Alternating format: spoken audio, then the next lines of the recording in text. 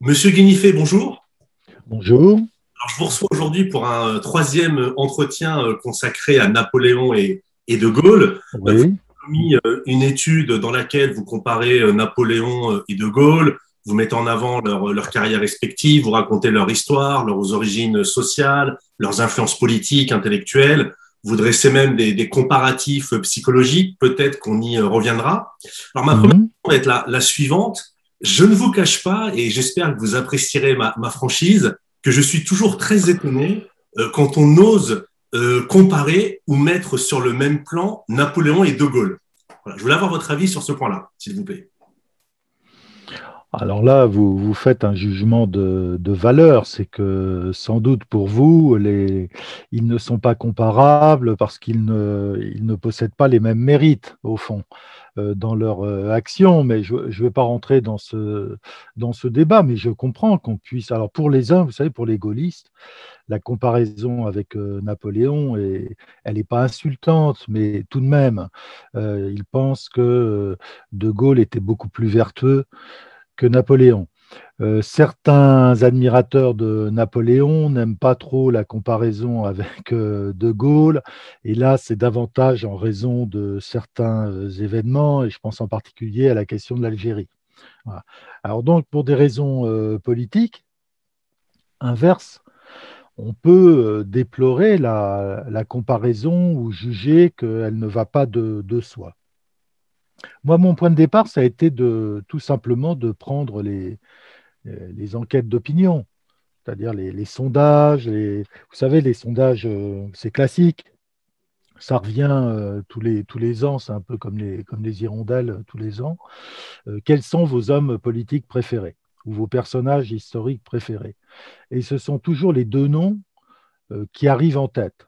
Alors, tantôt l'un est premier, tantôt l'autre, mais ce sont quand même toujours eux qui sont en tête. Et loin derrière, on a Clémenceau, Pasteur, Marie Curie, Jeanne d'Arc, Charlemagne, Louis XIV. Mais vraiment, ils viennent derrière et assez loin en termes de pourcentage. Ce qui veut dire que dans la mémoire collective, eh bien, même si les uns et les autres, même si l'un et l'autre plutôt, je ne vais pas parler comme Macron, même si l'un et l'autre sont controversés, néanmoins, ils sont les noms qui viennent spontanément à l'esprit lorsqu'on parle de personnages qui ont illustré l'histoire de la France. Voilà, ça a été ça mon point de départ. Ce n'était pas un jugement, une appréciation personnelle sur leurs mérites respectifs. Et bon, vous voyez vous avez lu le livre, donc vous avez vu que j'ai des reproches à faire à l'un comme à l'autre, assez équitablement, mais dans dans le sentiment de la grandeur de notre histoire, eh bien, ils occupent la première place. Et il y a des raisons à cela. Pourquoi c'est eux et pas d'autres? Et pourquoi tous les deux, au fond, se retrouvent ensemble malgré tout, et c'est énorme, ce qui peut les séparer. Voilà. Alors, vous avez dit dans vos conférences et même dans votre ouvrage que Napoléon était l'incarnation du héros, que Napoléon et De Gaulle étaient des grands hommes. Vous rappelez les enquêtes d'opinion qui Hmm. passent très souvent dans les deux premières Oui, places. J'ai une question qui est un petit peu sur le futur, vous me pardonnerez, dans un deuxième temps, on reviendra à l'histoire, mais sur le temps oui. long, aujourd'hui, De Gaulle, c'est encore très récent, mais est-ce qu'en 2170, on parlera encore du héros De Gaulle, comme en 2021, on a parlé du héros Napoléon? Est-ce que la permanence gaullienne connaîtra la même faveur historique que la permanence napoléonienne? J'en suis pas sûr. Parce que, bien sûr, Napoléon a vécu dans des circonstances historiques beaucoup plus grandes que De Gaulle. Hein. Napoléon, il a été à la transition de deux mondes, l'Ancien Régime et la société contemporaine. Il a laissé une œuvre considérable et qui a duré 200 ans en partie. On en a parlé dans un précédent entretien. Alors, De Gaulle, bien sûr, n'a pas joué un rôle historique aussi considérable. Napoléon, on peut le mettre au niveau d'un, je sais pas, d'un César, d'un Alexandre, donc de gens qui ont laissé un héritage à la fois de mémoire et matérielle. Alors De Gaulle a laissé essentiellement une constitution politique et elle dure déjà depuis maintenant 60 ans, c'est pas mal hein, pour la France. Parce que les constitutions qui durent 60 ans, il n'y en a pas, il y a uniquement celle de la troisième qui a duré 70 ans. Alors on verra si la Ve République va durer encore 10 ans, je l'espère à titre personnel, mais bon. Donc voilà, l'héritage n'est pas le même. De Gaulle, il reste dans les mémoires parce que aussi, il se trouve entre une guerre et donc une chute colossale, et puis il accompagne les débuts il accompagne les 30 Glorieuses, c'est une période de prospérité. Donc à la fois, il a tiré la France du précipice en 1944, il nous a évité peut-être un sort peu enviable en tant que peuple non seulement vaincu, mais qui avait accepté la tutelle de l'occupant. Et puis ensuite, il incarne cette France stable, prospère, du début des années 60 et qui aujourd'hui suscite beaucoup de nostalgie. Alors une fois que les gens qui ont connu cette époque vont avoir disparu, il se peut que la mémoire de De Gaulle euh, s'atténue ou s'efface peu à peu, alors que probablement celle de Napoléon ne s'effacera pas, en tout cas pas tout de suite. Dans votre étude sur Napoléon et De Gaulle et dans les différentes interventions que j'ai écoutées de Mhm. vous, même dans notre précédent entretien, vous Mhm. dites avec des arguments assez intéressants, qu'on peut approuver ou non, que le retour de l'île d'Elbe de Napoléon n'était pas justifié parce que dans l'ensemble, la restauration de 1800, enfin la première restauration fonctionnait bien. Est-ce qu'on Oui. peut appliquer le même raisonnement ou pas au général de Gaulle avec son retour en 1958? Ah non, parce que là, on peut dire que le retour a été, à mon avis, bienfaisant. C'est-à-dire que la France se trouvait dans les années 50 et surtout à partir de 55, à partir de 54, le début de l'affaire d'Algérie, dans une situation compliquée. Parce que si la quatrième avait su reconstruire la France, après tout, elle a fait un travail énorme, manquait la volonté politique pour sortir de l'affaire coloniale, qui était une affaire perdue. On ne pouvait pas garder l'Algérie pour des raisons qu'avait expliqué Raymond Aron, qui étaient tout simplement des raisons démographiques à ce moment-là. Donc l'intégration des Algériens était impossible.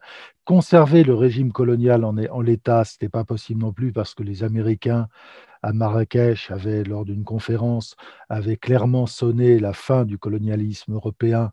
Donc tous les pays étaient en train d'abandonner leur régime colonial. Alors on avait su se tirer, mais à quel prix, de l'affaire d'Indochine. Et vers 1956-57, il y avait effectivement beaucoup de gens, et notamment à gauche d'ailleurs, qui voulaient conserver l'Algérie française, à commencer par Mitterrand. Hein. L'Algérie, c'est la France, mais ils n'avaient pas la volonté de prendre un parti clair et définitif. C'est-à-dire soit mettre les moyens pour gagner cette crise, cette bataille en Algérie, sans faire de concessions, ou alors lâcher l'Algérie en faisant beaucoup de déçus. Donc De Gaulle, il revient pour ça, au fond, pour trouver une solution bonne ou mauvaise à une question qui est devenue une impasse. Parce que c'est ça la catastrophe de la quatrième République. Sinon, le régime marche pas mal. Hein. Alors bien sûr, les gouvernements changent toutes les 3 semaines, mais en même temps, il y a une administration efficace qui reconstruit le pays, et la cinquième héritera d'ailleurs du travail qui a été fait. Mais sur la question de la colonisation, il fallait quelqu'un qui ait une légitimité assez forte pour imposer une solution. Et dans ce sens-là, on peut comparer le retour de Gaulle en 58 à ce qu'a fait Bonaparte en 99, au moment de Brumaire, où lui aussi, il est venu pour imposer une solution dans une situation bloquée, qui était celle de la fin du directoire. Directoire qui avait beaucoup de mérite par ailleurs, parce qu'il a lui aussi fait des choses. Mais il n'arrivait pas à trouver une solution au problème politique. Et là, De Gaulle, c'est pareil. Alors après, on peut bien sûr lui reprocher les moyens. Mais est-ce que la sincérité aurait été possible? Ça, c'est une autre question politique. Alors, On peut lui reprocher sa duplicité, le fait d'avoir dit je vous ai compris, encore que je vous ai compris. Il n'a jamais dit ce qu'il avait compris, hein. Mais il a crié Vive l'Algérie française à Mostaganem. Alors, on peut le lui reprocher, alors qu'il savait déjà pertinemment qu'il allait tout lâcher. Et puis, bien sûr, les conditions dans lesquelles se sont fait le rapatriement des pieds noirs, et puis l'affaire des harkis. Ça, ce sont des tâches indélébiles sur la mémoire de Gaulle. Mais en même temps, est-ce qu'il était possible de se sortir proprement de cette affaire? J'en suis pas sûr. Alors, dans vos travaux sur De Gaulle et Napoléon, il y a une question que vous abordez, Mhm. qui est celle de la légitimité. Et à titre Mhm. personnel, c'est une question qui m'intéresse beaucoup, la Oui. légitimité politique, la légitimité également philosophique, voire même religieuse. Et Mhm. vous écrivez de manière très claire qu'en 1940, vous dites très clairement que le général de Gaulle emporte la légitimité. Alors, sur le temps long, du moins à horizon de 5 ans, son calcul s'est avéré juste. Mais donc, j'ai une Oui. double question. Ah bah, c'est une, comment dire, c'est une revendication. Ah, C'est-à-dire qu'il déclare par son départ, puis par l'appel du 18 juin, que la légitimité, c'est lui. Alors après, les gens peuvent le croire ou non, c'est un pari sur l'avenir. Si l'Allemagne avait gagné la guerre, si au cours, je ne sais pas, par exemple, après l'affaire de Syrie en 1941, les Américains et les Anglais l'avaient mis sur la touche pour trouver un arrangement solide avec le gouvernement de Vichy. Assurément, sa prétention ou sa revendication de départ serait apparue comme l'entreprise d'un aventurier qui avait essayé de profiter des circonstances pour s'emparer de la légitimité. Mais les événements lui ont donné raison. Et juste, au fond, les... Pardon. si vous Hmm. me permettez de vous couper, Oui, oui, voilà, je voulais juste poser, je voudrais avoir votre avis sur ma question. J'ai très bien compris ce que vous dites, que oui. en temps long, son calcul s'avérait juste. Mais alors, justement, mes deux questions, si vous le permettez. Est-ce qu'en 1940, il était légitime pour s'emparer de la légitimité? Et surtout, comment définir la légitimité en 1940? La légitimité, c'est... Alors, d'un côté, il y a la légalité. Alors, en fait, il faut faire l'inverse. Il faut parler du régime de... Encore qu'au 18 juin, on n'est pas encore à Vichy, puisque Vichy commence avec le vote du 10 juillet.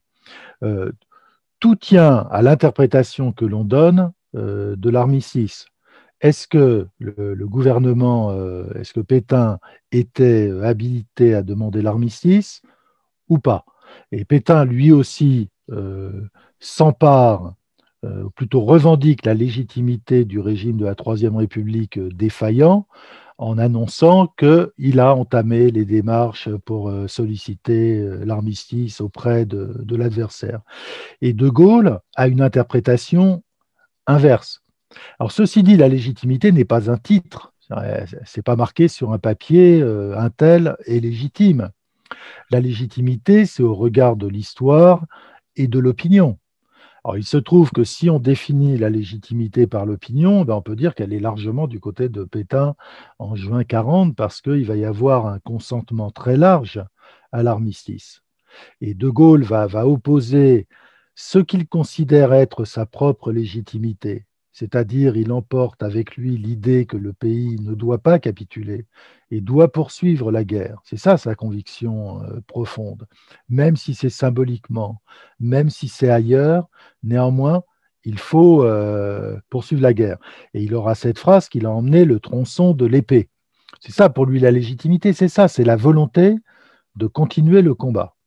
Et pour Pétain, la légitimité, c'est celui qui va réussir à maintenir l'unité du pays et de préserver la population de ce pays, éventuellement en signant avec le vainqueur un armistice, puisque la continuation de la lutte semble impossible.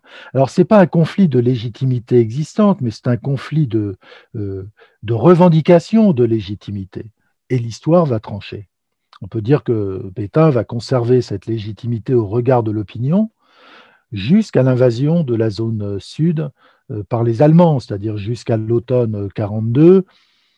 De Gaulle en France, il pèse assez peu. Hein, il n'est pas vraiment reconnu.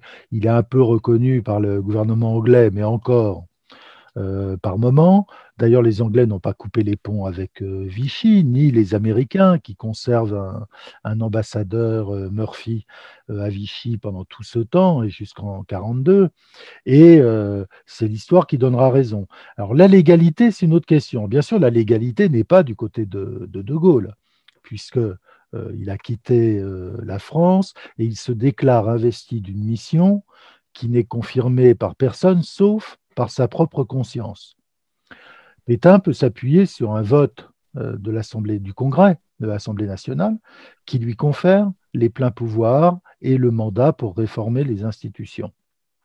Ça ressemble un peu au 18 Brumaire, hein, où Bonaparte s'est vu investi de la même chose. Alors après, on peut discuter, et les historiens en discutent toujours, de la légalité du vote du 10 juillet. Est-ce que le régime de Vichy repose sur une base légale ou non? Voilà. Alors, ils sont très divisés. Mais quand même, la majorité penche pour dire aujourd'hui, ça n'a pas toujours été le cas, hein, mais pour dire aujourd'hui que le régime de Vichy a été investi dans des conditions qui ne respectaient pas la légalité, parce qu'il y a eu des pressions, parce que le contexte, etc.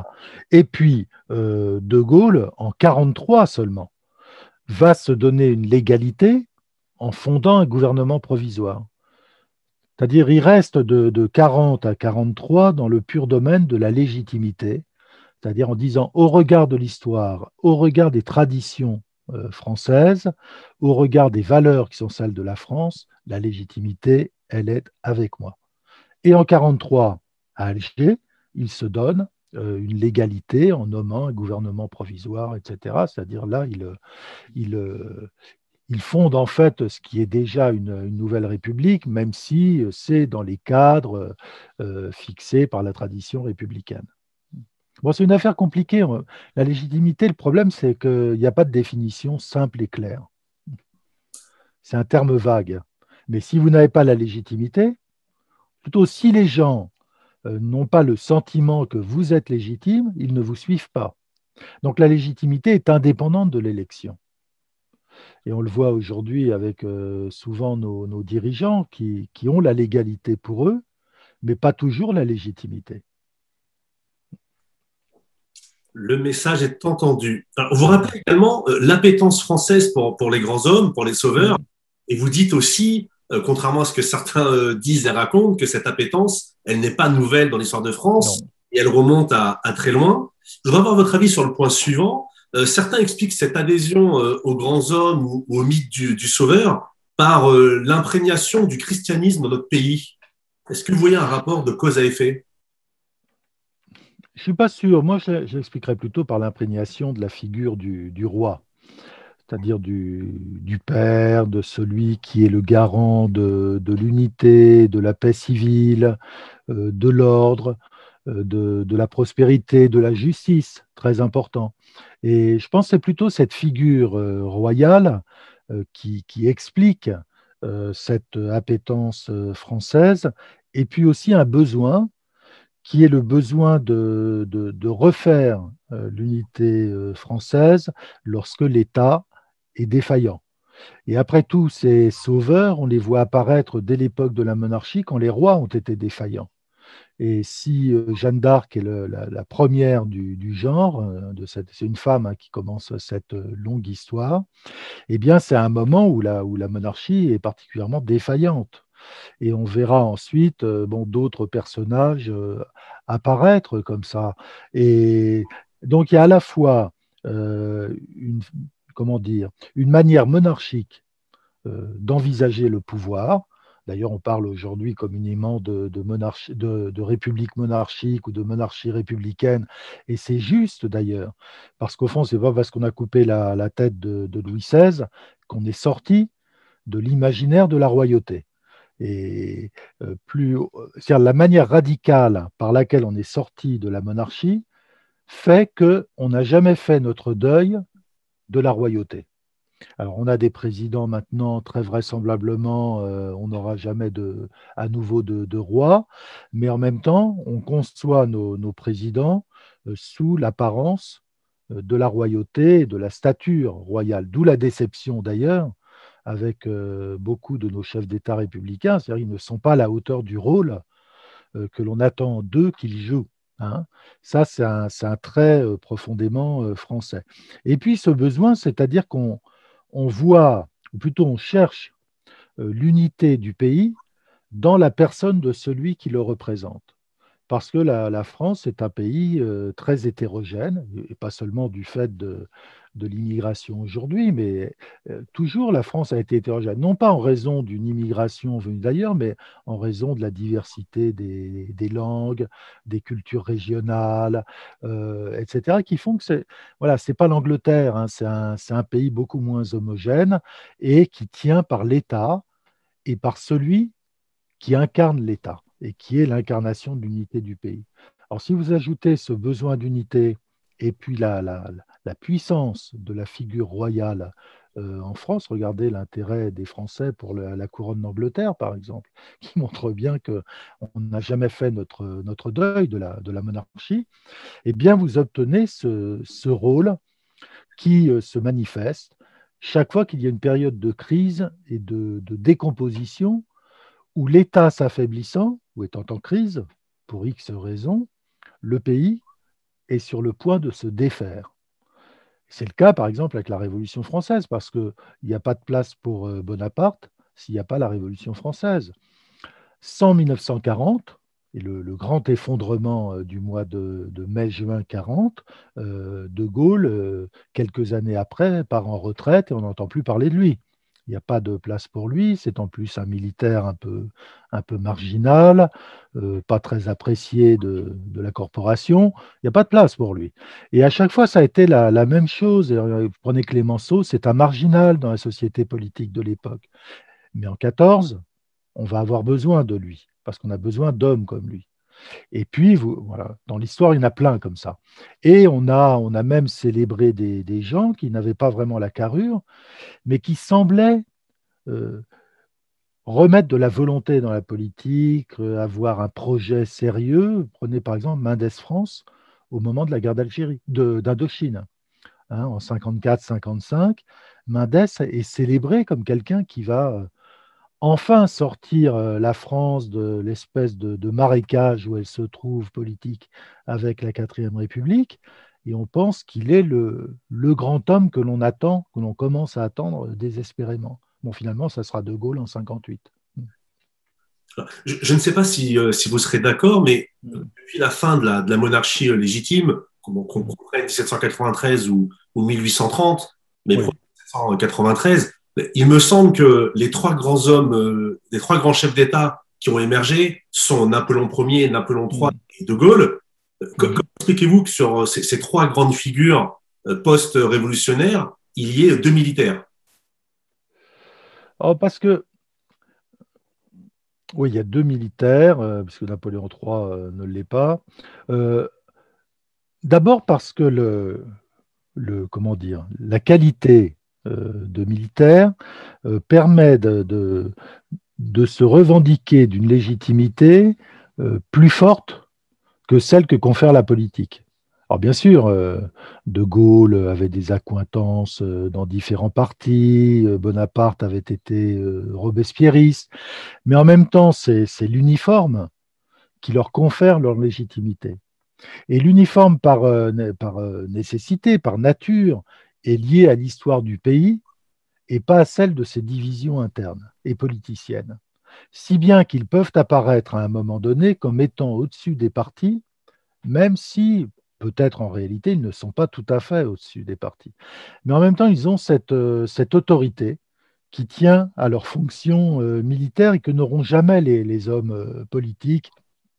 Bon, sauf rarement, on peut dire que Clémenceau a pu faire oublier son passé d'extrême gauche pendant la guerre de 14. Et il a bien joué le rôle, mais quand même, les militaires évoquent l'idée de la nation, hein, supérieure aux divisions politiques. Et c'est ça qui leur donne un poids particulier lorsqu'il s'agit de réconcilier dans une situation de division civile et politique très importante. Parce que Clémenceau, pendant la guerre de 14-18, il est appelé à servir de porte-parole et de guide dans un contexte d'union sacrée. C'est-à-dire que là, alors bien sûr, il y a des gens qui refusent la guerre et tout ça, mais quand même, dans un contexte massif d'union sacrée. Donc, il est politicien lui-même, très politicien, il vient du monde politique, mais ce n'est pas la même situation, parce que là, tout le monde est derrière lui. Et les gens veulent simplement quelqu'un qui conduise le pays, un peu comme Churchill en Angleterre en 1940, un homme qui a de la poigne, du talent, du courage, de la volonté pour conduire le pays en guerre, mais un pays qui adhère massivement à la guerre. Quand Napoléon arrive au pouvoir en 99 en Brumaire, ou De Gaulle en 44, puis en 58, c'est tout à fait différent parce que là, il se retrouve dans un pays déchiré par la guerre civile plus ou moins larvée. Et donc c'est très différent parce que là, il faut réunir, réconcilier des partis antagonistes. Et là, être militaire, ça aide. Toujours au titre des comparaisons entre Napoléon et De Gaulle. Je vais faire une entorse, je sais que ça ne se fait pas, mais Non, il n'y a pas de problème. Toujours au titre des comparaisons entre Napoléon et De Gaulle, bon, oui. on sait que Napoléon est un génie militaire, De Gaulle ne l'est pas, mais vous avez écrit quelque chose d'assez intéressant. Vous dites que Napoléon aimait vraiment la guerre et que De Gaulle, lui, ne l'aimait pas. Oui. Vous pouvez revenir là-dessus, s'il vous plaît. Oui. C'est intéressant. D'abord, ils n'ont pas le même âge. Hein, et ça compte pour beaucoup. Napoléon est un homme jeune au début de sa carrière. D'ailleurs, il va mourir jeune puisqu'il meurt à 52 ans, alors que De Gaulle entre dans l'histoire à 50 ans. Alors, vous imaginez le décalage temporel entre les deux. Ensuite, ils n'ont pas connu le même type de guerre. Napoléon, jusqu'à quoi? Jusqu'à Eylau, il a connu une guerre qui est encore une guerre à l'ancienne, hein, qui est une guerre très mobile, d'armées relativement réduites, une guerre où la puissance de feu est tout de même très limitée, et notamment les fusils ne sont pas très précis, etc. Donc la guerre à l'arme blanche continue de jouer un grand rôle, hein, et la cavalerie. Donc, c'est-à-dire c'est une guerre d'ancien régime. Hein, typiquement, sans la formation en ligne, mais avec la mobilité en plus. Et c'est une guerre d'héroïsme où il faut aller chercher l'ennemi et il faut l'affronter. Et quand on l'affronte, on le voit dans le blanc des yeux. Hein. Ça reste une guerre de duel, au fond, telle qu'ont pu la connaître les chevaliers du Moyen Âge, les soldats de l'Antiquité, les hoplites et compagnie. De Gaulle, il appartient à une génération, il est né en 1890, qui a connu la guerre de tranchées. Ce n'est pas du tout le même type de guerre. Là, c'est plus du tout la guerre à l'ancienne, c'est la guerre moderne avec une puissance de feu incroyable, extraordinaire, une guerre de position où les soldats s'enterrent et s'efforcent de tenir sous le feu ennemi. Donc, ce n'est plus une guerre héroïque, c'est une guerre, comme disait Benjamin Constant, qui devinait ce qui allait arriver bientôt avec les progrès de la technique, c'est une guerre de fatalité. C'est-à-dire que vous êtes en position et vous vous efforcez de tenir. Alors bien sûr, ça n'a pas cette... là, c'est très schématique de dire ça, parce qu'il y a aussi les sorties de la tranchée, les attaques de la ligne ennemie. Et puis dans les guerres napoléoniennes, après Eylau, vous avez aussi des moments par exemple, la bataille de Borodino, où les types s'efforcent de tenir sous le feu ennemi qui a fait de considérables progrès en termes de puissance. Mais quand même, ce n'est pas la même perception de la guerre. Donc il est beaucoup plus facile d'aimer la guerre quand on a connu Austerlitz que d'aimer la guerre quand on a connu Verdun. Ça expliquera d'ailleurs la suite, hein, la montée du pacifisme français après la Première Guerre mondiale. Alors, cette différence d'expérience fait que leur regard est tout à fait différent. Napoléon, quand il pense à la guerre, il pense à la vie héroïque. De Gaulle, quand il pense à la guerre, il pense à la boucherie de Verdun, où lui-même a été blessé et fait prisonnier. Et alors, du coup, leur réflexion militaire ne s'investit pas de la même manière. Napoléon investit tout son talent, toute son énergie à mettre au point un modèle de bataille fondé sur la mobilité et la vitesse. Hein, il va encore en rajouter dans l'héroïsme.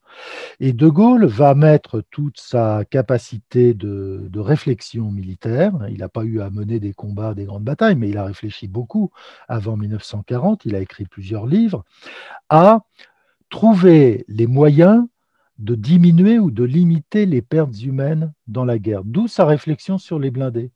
Parce qu'il pense qu'avec les blindés, on va au fond pouvoir revenir à la guerre du temps de Napoléon, parce que les blindés, c'est la mobilité, c'est la possibilité des manœuvres habiles et rapides qui permettront d'en finir avec l'horreur des tranchées.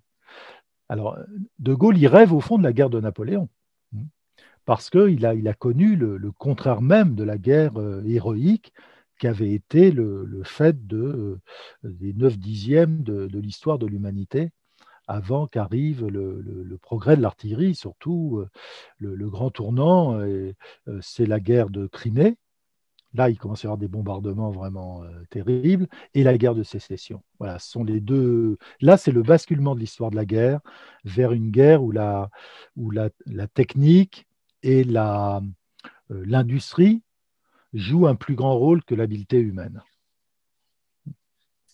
Toujours au titre des comparaisons entre Napoléon et Mhm. De Gaulle, moi, il y a une question qui m'intéresse beaucoup, c'est la question de la. J'aime pas ce terme-là pour des raisons philosophiques et théologiques, c'est le terme de chance, de fortune, de bonne étoile. Et on sait que Napoléon, après le soir de Lodi, parle de sa bonne étoile qui est destinée à briller, etc. Mhm. Est-ce que dans le parcours de Charles de Gaulle, il a eu aussi son Lodi à un moment clé où il est persuadé d'avoir une étoile qui va briller Oui. Bon, d'abord, si je peux me permettre, je pense que vous avez tort de ne pas croire à la fortune ou à la bonne étoile parce que ça existe. Et d'ailleurs, vous savez, les grands destins politiques supposent que la fortune vous accompagne au moins un certain temps. Et tous les gens qui ont fait des grandes carrières politiques ont une baraka incroyable. Bon, d'abord, tous les deux, ils ont leur bonne étoile parce qu'ils ont échappé à de très nombreux attentats et tentatives d'assassinat. Donc, on ne peut pas dire que la chance n'a pas été avec eux. Bonaparte, il a toujours eu une chance insolente. Il débarque de Corse en 93, il est rien du tout, même il est fini, il n'a pas d'avenir. Le commandant de l'artillerie républicaine qui est chargé de reprendre Toulon se casse la jambe. On cherche quelqu'un qui sait manœuvrer un canon. Il est là, on l'appelle. 2 ans plus tard, il est à Paris, il n'a plus d'emploi. Il a été rayé des cadres parce qu'il refusait une affectation en Vendée. Il va au théâtre le soir, émeute royaliste, on a besoin de quelqu'un pour mater les insurgés, et on dit, ah bah tiens, il y a ce type-là qui passe son temps à réclamer un poste, qui est au théâtre. Barras dit, allons le chercher. Il est là, on l'emploie, c'est le début de sa carrière. Bon, etc., etc. Il y a un moment très précis où il a su qu'il avait un destin, c'est à Lodi. Voilà. À Lodi, il n'y a pas de raison, comment dire, objective, évidente d'expliquer son sentiment, parce que après tout, Lodi, c'est une belle manœuvre hein, de débordement de l'ennemi pour lui couper sa voie de retraite, mais qui échoue à demi. Alors certes, ça lui livre la Lombardie et Milan, mais ça n'empêche pas les Autrichiens de s'enfuir. C'est-à-dire, il arrive un poil trop tard à Lodi pour vraiment leur couper la route. Ils ont eu le temps de passer la rivière et ce qu'il affronte à Lodi, c'est l'arrière-garde autrichienne. Il pensait affronter l'avant-garde autrichienne et lui couper la route, mais c'est l'arrière-garde. Mais quand même, ce jour-là, il a eu le sentiment qu'il avait accompli quelque chose d'inouï, quelque chose qui resterait dans l'histoire. D'abord par la vitesse avec laquelle il avait marché depuis Alexandrie, donc à la frontière du Piémont et de la Lombardie, la vitesse à laquelle il avait marché, le nombre de victoires qu'il avait remportées en un mois. On est un mois après le début de la campagne, et il a réussi à faire ce que les armées françaises n'avaient pas réussi à faire depuis 2 ans. Voilà. Donc il a ce sentiment Et il dit j'ai eu le sentiment que j'étais emporté dans les airs. Voilà. Espèce de sentiment que. Et qu'à partir de ce moment-là, il le répétera, la grande ambition était née. C'est-à-dire qu'il y a vraiment eu un moment où il a compris. De Gaulle, très vraisemblablement, c'est en janvier 40, lorsque, après de multiples échecs professionnels, parce que quand même c'est une carrière un peu de rond de cuir, celle de Gaulle, c'est une carrière d'officier de bureau, d'état-major. Il a cherché à faire valoir ses vues sur la guerre des blindés, donc sur une réforme militaire urgente, parce il fait partie de ceux qui sont convaincus qu'il n'y a pas d'arrangement possible avec Hitler et que la guerre va avoir lieu.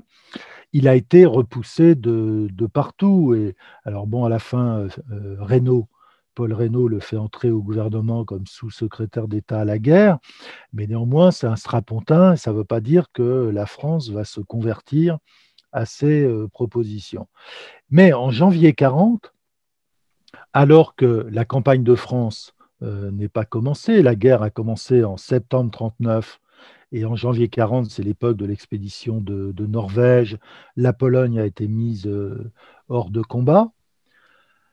Là, il écrit un mémoire, un bref mémoire d'ailleurs, qu'il envoie à toutes les personnalités politiques françaises qui sont en mesure de faire pression sur le gouvernement pour l'amener à changer sa politique militaire, avec le développement de grandes unités blindées, etc., et de ne pas tout miser sur la ligne Maginot, parce que, comme il le dit, on n'a jamais empêché une ligne fortifiée d'être franchie. Même la Grande Muraille de Chine a été franchie plusieurs fois. Donc, il ne croit pas. Et alors, dans ce mémoire, il explique que la guerre va arriver.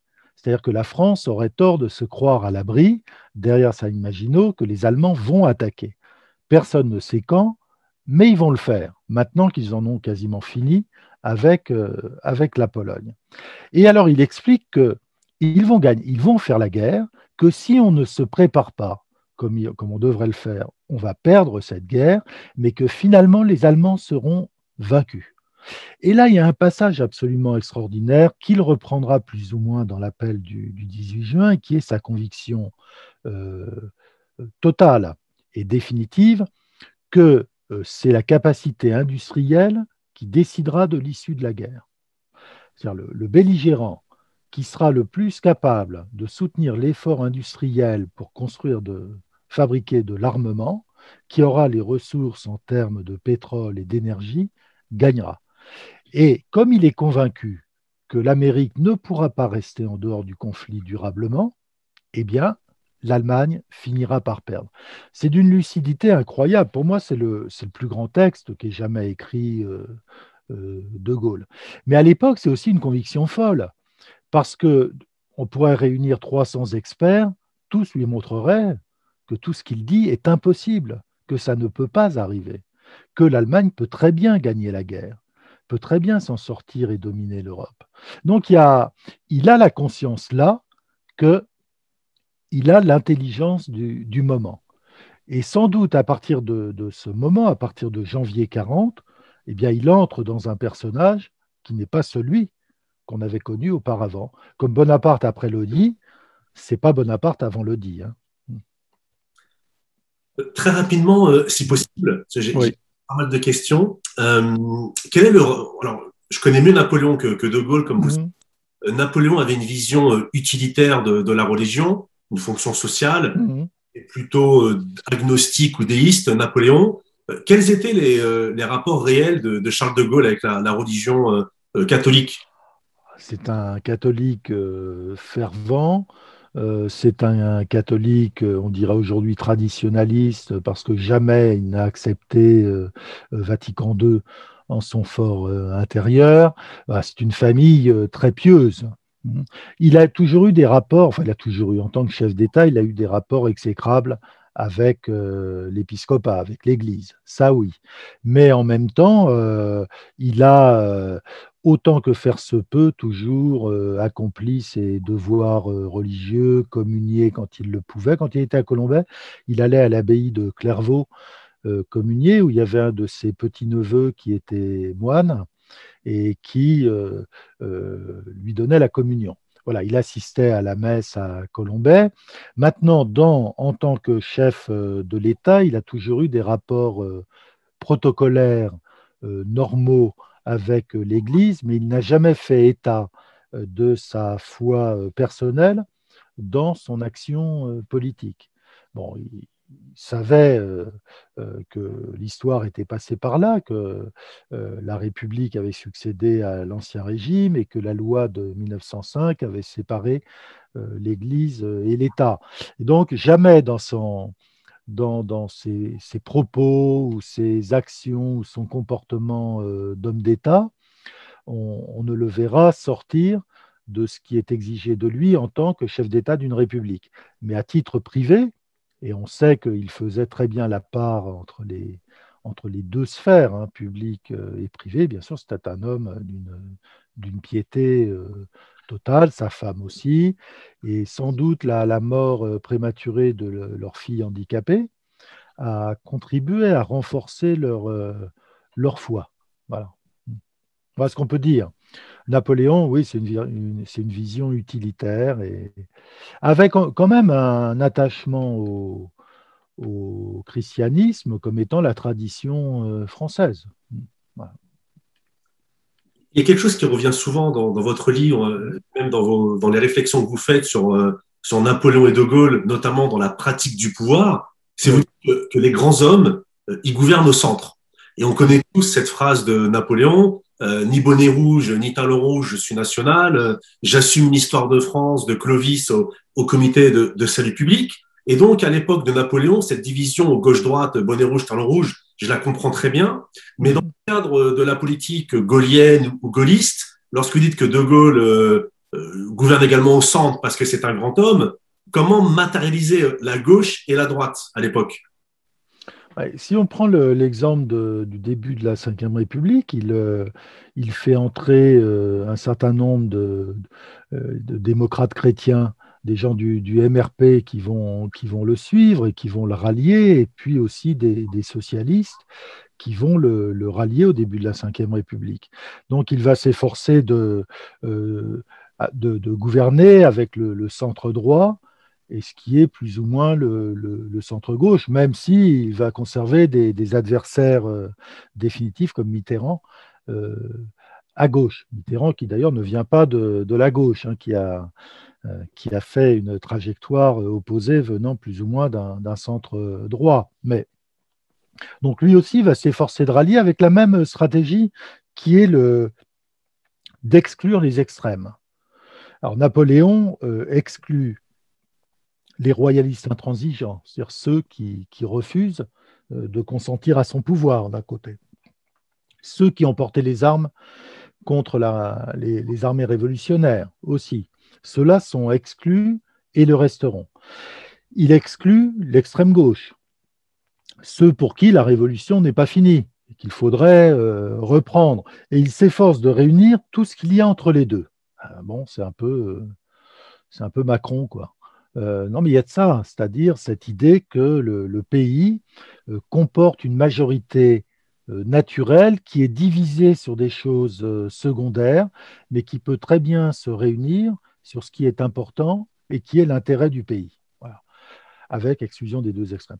De Gaulle, c'est pareil, il va tenir les communistes à l'écart tout en les ménageant, et eux aussi, parce que De Gaulle a de bonnes relations avec l'URSS, donc les communistes reçoivent des consignes de ne pas trop maltraiter le gouvernement gaulliste, et on sait qu'ils vont même lui sauver la mise en 68, hein, en mai 68. Et puis, il exclura les plus durs de l'Algérie française, qui ne seront jamais vraiment réintégrés dans la politique française. Voilà. Ou les irréductibles de Vichy qui seront tenus à l'écart. Mais dès 46-47, dès 45, il a permis à un certain nombre de fonctionnaires de Vichy de le rallier. Et, bon, le cas de Papon est le plus connu, hein. Donc cette idée, au fond, qu'il y a, quelles que soient les vicissitudes historiques, les querelles politiques et politiciennes de partis, il y a une majorité nationale qui existe et que l'important, c'est de la rassembler autour du chef Bonaparte dans un cas, De Gaulle dans l'autre, tout en tenant les extrêmes des deux côtés à l'écart. Voilà. On connaît tous cette lettre du comte de Provence de Louis XVIII qui demande à Napoléon de devenir lieutenant général du royaume, Oui. de favoriser le retour de la monarchie. Et la riposte de Napoléon, elle est cinglante. Hmm. Il faudra marcher sur 100 000 ou 200 000 cadavres. On parle également, pour De Gaulle, hein, toujours dans cette idée de comparaison, qu'il y a eu ou qu'il y aurait eu des volontés chez De Gaulle de restauration de la monarchie, d'où ce dialogue avec le Le comte comte de Paris. le Hmm. prince de la Hmm. maison, enfin le Hmm. chef de la maison d'Orléans. Euh, Hmm. ces discussions, à votre avis, elles étaient purement intellectuelles, philosophiques, amicales, ou il y a une volonté chez De Gaulle, contrairement à Napoléon, d'envisager un retour d'une monarchie en France?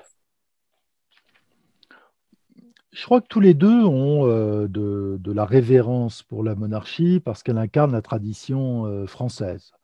Et c'est vrai que Napoléon admirait beaucoup l'ancienne monarchie, mais il avait bien conscience qu'il était au fond le représentant de la France révolutionnaire et qu'il ne pouvait pas devenir l'instrument d'une restauration dont probablement d'ailleurs à l'époque la majorité des Français ne voulait pas.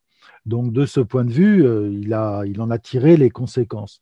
De Gaulle, la même chose. De Gaulle est beaucoup plus royaliste par sentiment personnel, par éducation familiale aussi, même si sa famille n'était pas d'Action française. Mais néanmoins, on lisait l'Action française et par comment dire, les liens entre catholicisme et royalisme étaient bien sûr très étroits. Donc, il a été élevé dans une tradition catholique et royaliste. Vraisemblablement, il est resté royaliste jusqu'à son dernier souffle, au moins par préférence personnelle. Et c'est à ce titre qu'il respecte le comte de Paris, parce que le comte de Paris est le prétendant légitime. Après, je sais que parmi les royalistes, il y a des divergences de vues là-dessus. Mais néanmoins, le comte de Paris était le prétendant légitime au trône de France, à la couronne. Donc, de ce fait, De Gaulle le traite comme un personnage qui appartient à l'histoire de France, qui en est l'héritier, même si l'histoire du pays a pris une direction différente. Bah, par contre, je ne crois pas qu'il ait jamais eu l'intention de restaurer réellement la monarchie, mais peut-être d'associer le comte à titre, en lui faisant part de projets, en prenant son avis, bref, en ayant des égards pour lui, ce qui lui paraissait normal et des relations, de bonnes relations entre la République et l'histoire de la France, telle qu'elle est incarnée par le prétendant, le descendant des rois. Hein. Et je pense que c'était ça, c'était plus de l'ordre du respect qu'un projet même vague de restaurer un jour la monarchie. Idem d'ailleurs chez Bonaparte, qui s'efforce d'avoir de bonnes relations. En même temps, il a fait exécuter le duc d'Enghien, mais bon, Napoléon n'est pas aussi modéré, entre guillemets, que De Gaulle. Hein. Napoléon est quand même vient de la Révolution, c'est pas les mêmes tempéraments. Oui. Au niveau des comparaisons, alors, on va parler très rapidement du Oui. caractère. Vous dites, vous écrivez aussi que lorsqu'on compare le caractère de Napoléon de Gaulle, il y en a un qui est très rancunier, beaucoup plus que l'autre. Et vous parlez de Oui. Oui, parce que je pense que De Gaulle, malgré tout son côté hautain, en apparence méprisant, tenait beaucoup à la vie des gens. Il était très blessé lorsque on lui tournait le dos. Des choses comme ça, par exemple, quand il est allé rendre visite aux étudiants de Normal Sup et ils ont tous refusé de lui serrer la main, il a été mortellement blessé. Il en reparlait des années plus tard. Alors que Napoléon n'était jamais vraiment déçu, parce que je crois qu'au fond, il s'en fichait. Il se préoccupait de la vie de son petit cercle intime. Et en dehors de ça, il éprouvait un tel mépris pour l'ensemble, pour 99% de l'humanité, que ce n'était pas un problème. Il était jamais... Donc, il n'était pas rancunier parce que ça ne le touchait pas. Voilà, ça glissait absolument sur lui. Et pareil, sur De Gaulle, c'est vrai qu'il y a quand on voit la façon dont il a combattu ou géré ses relations avec les militants d'Algérie française. Il y a Hmm. une espèce de haine qui est malsaine. Enfin, je ne sais pas ce que vous en pensez, mais Bon, elle était des deux côtés. oui, bien sûr. Elle était des deux côtés. Vous Après, savez, les guerres civiles, c'est difficile de rester avec des sentiments urbains et civilisés dans une guerre civile. Donc c'était un peu, et on comprend les gens de l'Algérie française qui se sont sentis quand même mortellement trahis et qui l'ont été d'une certaine façon. Ils ont ramené De Gaulle sur leurs épaules au pouvoir, et dès qu'il a été installé au pouvoir, il leur a tourné le dos pour en plus aller négocier avec ce qu'il y avait de pire en Algérie à l'époque, était le FLN. Alors donc, on comprend leur ressentiment. Et il a eu des mots très durs sur les pieds noirs. Et il faut dire que précisément parce qu'il était rancunier, sans doute ça a joué, il avait de mauvais souvenirs d'Alger. Il avait été mal accueilli en 43 parce que l'Algérie, en 42, parce 42-43, parce que l'Algérie était pétainiste, elle était du côté de Vichy. Il n'a pas été bien accueilli. L'Algérie était pro-américaine. Donc De Gaulle, ça lui plaisait pas. En plus, pour lui, c'était pas vraiment des Français, tout ça. Les pieds noirs valaient pas beaucoup mieux que les Arabes. Pour lui, c'était pas lui qui avait une conception si française de la France, et il faisait partie d'une droite qui n'aimait pas le colonialisme. Il y a toujours une droite depuis le XVIIIe siècle en France qui n'aime pas le colonialisme parce qu'elle pense qu'il y a déjà assez à faire en France pour ne pas aller outre-mer aider des sauvages de nature diverse. Voilà. Et De Gaulle avait cette conviction. Donc pour lui, l'Algérie, c'était un boulet. Et à partir du moment, c'était utile pour le pétrole, mais à partir du moment où il y a eu le premier essai nucléaire français dans le Sahara, euh, il a compris que la politique énergétique de la France allait changer. Et à partir du moment où il obtenait des garanties sur les hydrocarbures et pour continuer les essais nucléaires, la possession d'Algérie et de ses kilomètres carrés de désert, franchement, ça ne l'intéressait plus. Et comme il n'avait aucune sympathie pour les gens qui habitaient là-bas, qu'ils soient français ou algériens, eh bien, il leur a tourné le dos, il les a sacrifiés absolument sans aucun regret ni sentiment. Et d'une manière d'ailleurs assez horrible. ça va être très, très rapidement, mais Oui. sans question particulière, mais mon père m'a appris depuis toujours que la politique Mhm. n'est pas une affaire personnelle. Et donc, il ne faut pas mettre. Enfin, Oui, il y mettait du personnel. Et parce que précisément, il avait ce ressentiment qui lui rendait le pardon très difficile. Donc, alors que Napoléon là-dessus est beaucoup plus rationnel parce que il pardonne parce qu'il a besoin des gens, par exemple. Il pardonne à Fouché parce qu'il a besoin de lui. Il peut faire exécuter des gens, mais c'est sans leur en vouloir vraiment. C'est parce qu'il y a une nécessité politique. Donc, il est beaucoup plus froid. Et De Gaulle est beaucoup plus affectif, au fond, dans sa manière de faire de la politique. Il aurait aimé faire fusiller Salan, hein. Simplement pas de chance. C'est Jouhaud qui a été arrêté le premier. Vous savez, la réponse de Gaulle, quand on lui a annoncé l'arrestation de Jouhaud, il a dit: ah oui, vous m'avez pris le plus con des quatre, en parlant des généraux putschistes. Et peut-être qu'il aurait fait fusiller Salan, parce qu'à ce moment-là, il était très en colère contre eux. Donc peut-être. j'ai encore deux questions, Monsieur Oui. Guillotier, de Hum, cet entretien que je trouve vraiment passionnant. Euh, hum, depuis la fin de la Révolution française, je trouve, après, c'est mon avis personnel, mais il y a quand même trois grands hommes qui ressortent: Napoléon hum, Ier, Napoléon III et De Gaulle. Même si à titre personnel, je pense que Napoléon Ier est incomparable face à son neveu et à De Gaulle. oui. Mais ce qu'on constate quand même, c'est que Napoléon Ier, ça finit la première fois par l'envahissement du territoire national par les armées étrangères, la Hum, deuxième fois par la défaite militaire à Waterloo. Napoléon hum. III, malheureusement, ça refinit par une défaite militaire. Dedans, oui. De Gaulle, également, ça finit très mal. Comment vous expliquez que... Je dirais pas que, comment dire, euh, d'abord, je ne mettrais pas Napoléon III au nombre des grands hommes. Il a été un bon gouvernant, mais il n'a pas été un grand homme, parce que pour être un grand homme, il faut aussi être reconnu comme tel dans l'imagination collective. Et là, il n'a pas sa place. Au fond, le grand homme, ce sont ceux qui le reconnaissent comme grand homme, qui font de lui un grand homme, hein, en partie. Alors, bon, De Gaulle, ça finit pas mal. De Gaulle, ça finit par un référendum perdu, mais vous savez, il avait l'âge en 1969, il approche de 80 ans, il a l'âge de quitter le pouvoir. Alors, il va le quitter sur un référendum perdu. Bah oui, il n'a pas su quitter la scène à temps, probablement.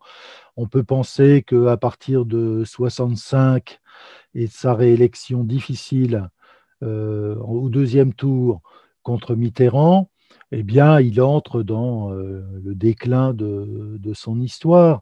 Et c'est le problème un peu des grands hommes, c'est que comment dire, les populations s'en lassent. Voilà, parce qu'un grand homme, c'est bien, mais c'est exigeant, c'est fatigant en quelque sorte. Et quand la situation s'améliore d'ailleurs grâce à eux, bah, les gens aspirent à reprendre une vie normale et à être débarrassés de ce type de personnage encombrant. Ça a été le cas de Churchill en 1945. Les Anglais le renvoient, il est battu d'ailleurs sèchement aux élections, même s'il reviendra ensuite. Lorsque De Gaulle claque la porte en 46, janvier 1946 du gouvernement, lui, il croit que tout le monde va manifester dans les rues pour lui demander de rester. Personne ne se bouge parce que tout le monde a hâte de tourner la page de la guerre. On est en janvier 1946, il y a encore les rationnements, etc., et de revenir au monde normal. Napoléon, à partir de 1812, les Français en ont assez. Et lorsqu'il tombe finalement en 1814, il part sans laisser aucun regret. Et c'est pourquoi, d'ailleurs, moi, je suis si sévère sur les 100 jours, sur son retour. Voilà. Et d'ailleurs, là, il repartira aussi sans laisser de regrets. Ce sont des personnages qui, au fond, sont des personnages toujours de transition. Ils sont là pour permettre à un pays de reprendre ou de continuer son histoire après avoir surmonté une épreuve difficile. Ils ne sont pas là pour gouverner dans les temps ordinaires. Dans les temps ordinaires, on n'a pas besoin d'eux. On n'a pas besoin de personnages comme ça, on a besoin de liberté de la presse, de discussion de tribune. En général, ils n'aiment pas ni la liberté de la presse, ni la discussion de tribune. Donc, ils sont là vraiment pour assurer, pour faire un pont entre deux époques, pour surmonter de grandes difficultés. C'est leur rôle historique. Et après, ils doivent laisser la place. Ben, bien sûr, souvent, il faut les renvoyer parce qu'ils ont pris goût au pouvoir et ils ne sont pas à Washington, quoi. Washington qui fait un mandat et qui ensuite retourne chez lui, démissionne et décide que pour lui, c'est terminé. Mais ça, c'est un cas presque unique. C'est la figure, vous savez, romaine de Cincinnatus, le Romain qui, Rome est en danger, bah, il quitte sa charrue, il vient à Rome, il devient dictateur pour quelques mois, le temps de remettre de l'ordre, et ensuite il retourne à son champ. Ni Napoléon ni De Gaulle n'ont su être Cincinnatus. De Gaulle un peu mieux que Napoléon, puisqu'il est resté 10 ans en exil intérieur à Colombey la première fois. Bon, la deuxième fois, il était âgé, c'était fini. Alors, ma dernière question, monsieur, Oui, vous me pardonnerez, c'est pas une question historique, on va dire c'est oui. une question de prospective politique, donc vous êtes libre d'y répondre ou pas, mais à vous écouter, on a bien compris que les Français, d'ailleurs j'ai noté cette phrase, la figure royale explique l'appétence française pour les grands hommes, donc les Français aiment les grands hommes, les Français ont un rapport particulier également aux grands hommes, comme vous venez de le dire dans votre Oui. précédente réponse. Est-ce que à court, moyen ou long terme, est-ce que la France connaîtra à nouveau un grand homme ou une grande femme pour qu'elle puisse reprendre Bah, sa place dans le concert des bah, nations? vous savez, le problème, c'est qu'on ne les voit jamais arriver. Alors, c'est le problème de ces personnages, c'est que souvent, d'ailleurs, ils surgissent de nulle part. Ils ne sont pas au cœur du système, ils viennent de la marge, de la périphérie, on ne les voit pas arriver. Alors, il est impossible de prédire l'apparition de ce type de personnage, et puis il faut vraiment que ça aille très mal pour qu'on ait besoin d'eux. Alors, au sortir de la Révolution française, dans le désastre de 1940, dans l'impasse de 58 avec de plus en plus d'appelés qui partent en Algérie. Bon, là, il y avait, je ne suis pas sûr qu'on soit dans des circonstances tel aujourd'hui. Et puis aussi, c'était un type d'homme qui était lié à un certain monde qui peut-être n'existe plus aujourd'hui. C'est-à-dire que tous ces personnages ont connu la guerre ou sortent de la guerre, c'est-à-dire qu'ils savent que l'histoire est tragique et ils savent se hisser à la hauteur de la tragédie. Alors, je ne suis pas sûr qu'après 70 ans presque 70 ans de paix, grâce à la construction européenne depuis la Seconde Guerre mondiale, si on laisse de côté les guerres coloniales, je ne suis pas sûr que notre classe politique et même nos générations actuelles soient à la hauteur du tragique de l'histoire. Voilà. Hein. C'est-à-dire que, comment dire, je ne sais pas, qu'est-ce qu'on pourrait donner en exemple, c'est-à-dire les pères qui poussent des poussettes et les grands-parents qui vont faire du trekking dans l'Himalaya. Eux, c'était pas ce genre de personnage. Hein. Non, ce que je veux dire, je ne dis pas avec mépris, parce que moi aussi, j'appartiens à ces générations. Mais je ne pense pas qu'on soit de la même étoffe. Voilà. Alors, je ne suis pas sûr qu'on puisse voir ce genre de personnage réapparaître, sauf dans des conditions peut-être de tragédie absolue. Et je me garderai bien, en tout cas, de faire un pronostic, d'autant plus qu'à mon avis, c'est impossible. Bon. Bien, écoutez, ce Voilà. sera le mot de la fin, avec juste un tout petit commentaire de ma Oui, part, si vous le permettez. oui, L'expérience de l'histoire peut révéler des hommes lambda dans des conditions particulières. Enfin, tout à fait, tout à fait. Oui, tout voilà. à fait. Monsieur Guinifet, je vous remercie beaucoup pour cet entretien. Merci à vous. Merci. À bientôt.